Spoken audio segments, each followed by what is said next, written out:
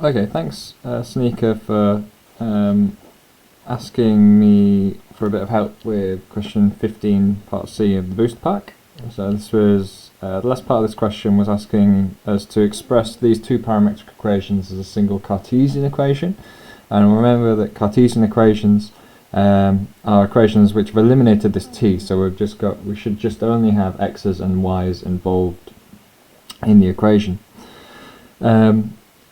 Now perhaps what you might have found difficult about this problem was like trying to make y the subject. It is quite hard to do this problem and making y the subject. It's possible, but not easy. But fortunately, if it's just asked for it in Cartesian form, we don't have to worry about y being the subject or actually x being the subject. We just need to make sure that we've got rid of the t's, so we've just got x and y as the only variables in the equation. So let's just have a look at this problem. There's a few things we could that hopefully spring to mind when we look at this. Firstly, we've got sine 2t, so straight away we should be thinking about the double angle formula. So we should hopefully remember that that's equal to, you might want to just pause and say it out loud, that it's equal to 2 sine t cos t. And what do we think about cos squared t? Well, we also know that means that y is equal to 4 lots of 1 minus sine squared t, seeing as we remember that sine squared t plus cos squared t must be equal to 1. So both of these are going to come in handy. Let's start off now. If we inspect this and think how easy is it going to be to get from here to here or here to here, actually this is a situation where it's going to be easier to re-express our y's and substitute back into our x's. So if we take the first one, if we try and get rid of this cos t here and write this cos t in terms of y, we know that y is equal to 4 cos squared t. As it happens, the fact that cos has been squared means that this is only going to be positive. And so if I take the square root of this, I can say that the square root of my y is going to be the square root of this whole thing, the square root of 4 cos squared t, and that's going to be 2 cos t.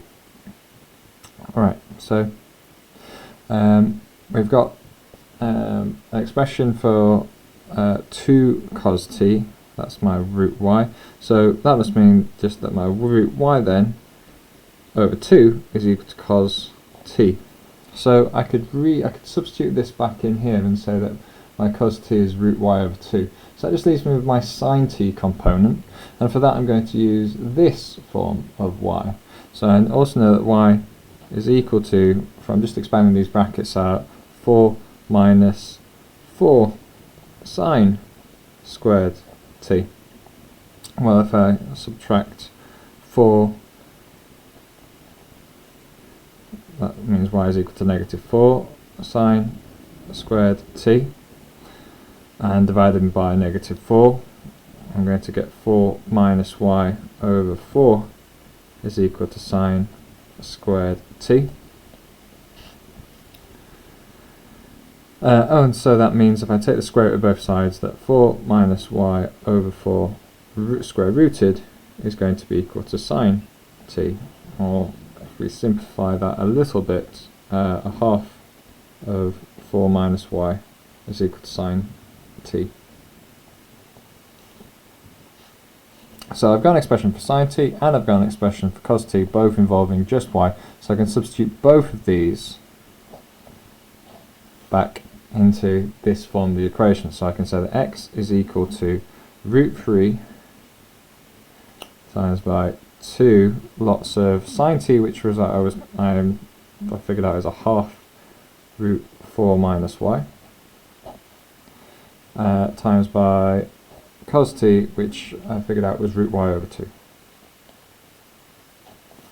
So can we simplify any of this? We certainly can. So we know that this half is going to cancel out with this here. If I bring all the constants to the front, I'm going to get root 3 over 2.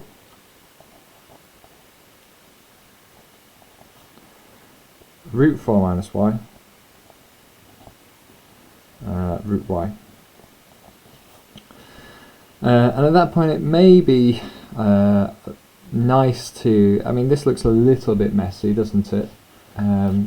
This is actually fine. We'd get full marks in the exam for this because it's now in a Cartesian form, and it's not said anything about putting it in any particular way, just to write it in a Cartesian form.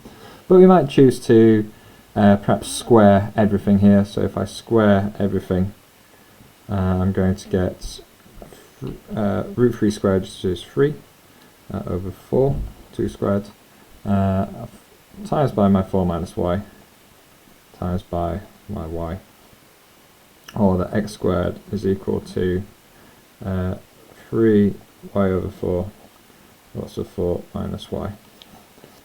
And you might want to just put that into Desmos, and of course you couldn't do that in a test, but you could just do that to sort of test whether you've got something that matches the diagram in the test.